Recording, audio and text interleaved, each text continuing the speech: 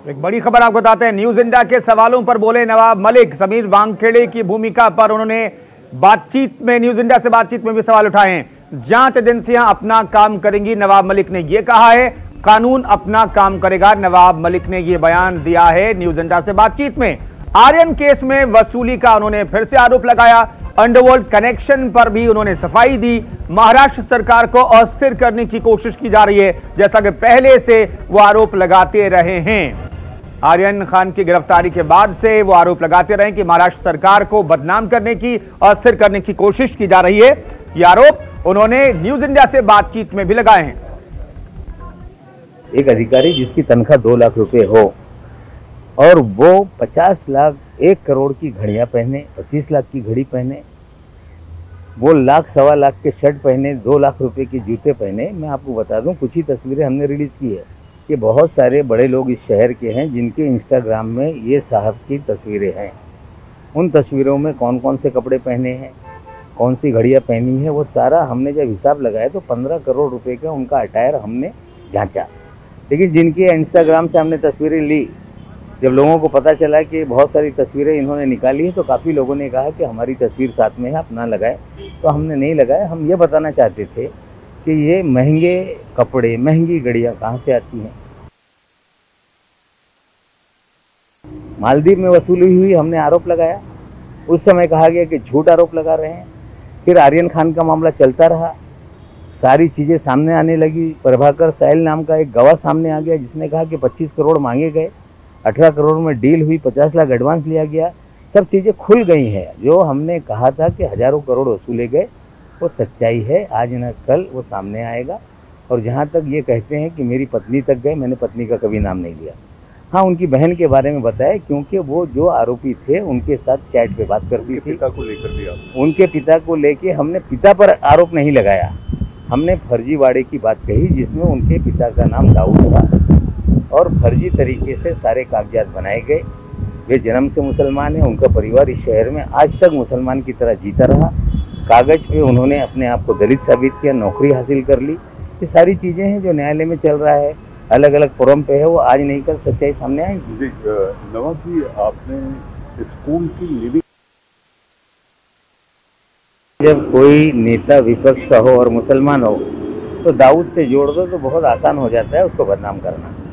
जो भी बातें उन्होंने रखी, हमने उसी समय आधे घंटे के भीतर प्रेस लेके सारी चीज़ें सामने रख दी। जिस सत्यम पटेल का उल्लेख किया गया वो कोई क्रिमिनल नहीं था। संपत्ति हमने खरीदी थी, पैसे देके हम किराएदार से मालिकाना हक लिया था। और एक जो सरदार वली खान का जिक्र आया, जो वहाँ पे वॉचमैन था, उसके परिवार का वो सदस्य था, उसने अपना नाम कुछ कागजात पे चढ़ा लिए थे, तो उसके पैसे उसने मांगे, हमने दिए।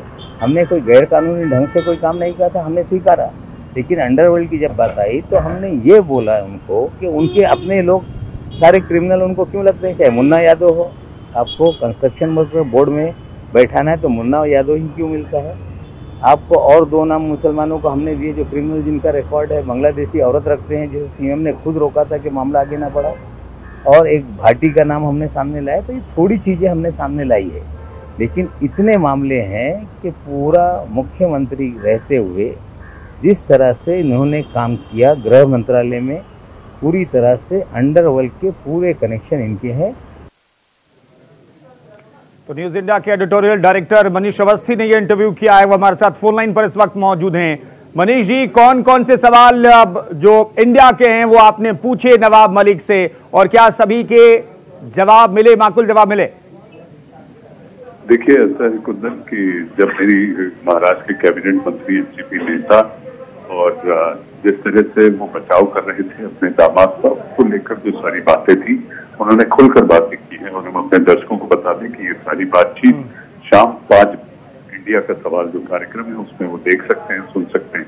लेकिन मैं एक ही बात कहना चाहूंगा, जो अभी तक कहानी सामने आ रही थी कुंदन, उसमें जो कहा जा रहा था कि ये नवाब मलिक की व्यक्तिगत लड़ाई है और एनसीपी के साथ, इसको उन्होंने आज साफ किया कि ये संघर्ष ये अकेले उनका नहीं बल्कि एनसीपी पार्टी के साथ साथ महाराष्ट्र सरकार का है। तो आज की इस बातचीत में सबसे बड़ी बात जो सामने आती है वो ये है कि उन्होंने तो आज कुछ और खुलासे संवाददाता सम्मेलन कर किए, लेकिन जो आज न्यूज इंडिया से बातचीत में कहा है वो ये कहा है कि ये जो लड़ाई है, ये लड़ाई नवाब मलिक व्यक्तिगत नहीं, निजी नहीं, बल्कि ये महाराष्ट्र सरकार और एनसीपी यानी कि राष्ट्रवादी पार्टी की लड़ाई। बिल्कुल मनीष जी, एक बड़ा आरोप लगाया गया विपक्षी पार्टी की तरफ से, बीजेपी की तरफ से, फडणवीस की तरफ से कि अंडरवर्ल्ड से भी उनके कनेक्शन है। ये सवाल आपने पूछा है, क्या माकूल जवाब मिला, सही जवाब मिला? मुझे ऐसा लगता है कि जवाब सुनने का इंतजार कुंदन, मुझे लगता है कि लगभग 1.5 घंटे और करना चाहिए जी।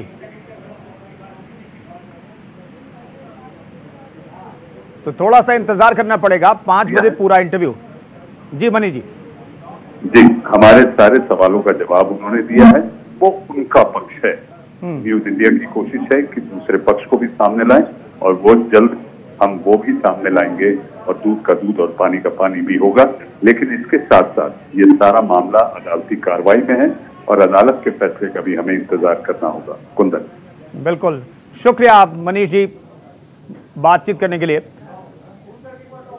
तो नवाब मलिक से ये एक्सक्लूसिव इंटरव्यू, आप जो पूरी बातचीत है नवाब मलिक से, न्यूज इंडिया के एडिटोरियल डायरेक्टर मनीष अवस्थी ने जो बातचीत की है, पूरा इंटरव्यू आप शाम 5 बजे देख सकते हैं। फिलहाल रुक रहे हैं छोटे से ब्रेक के लिए, आप बने रहिए न्यूज इंडिया के साथ।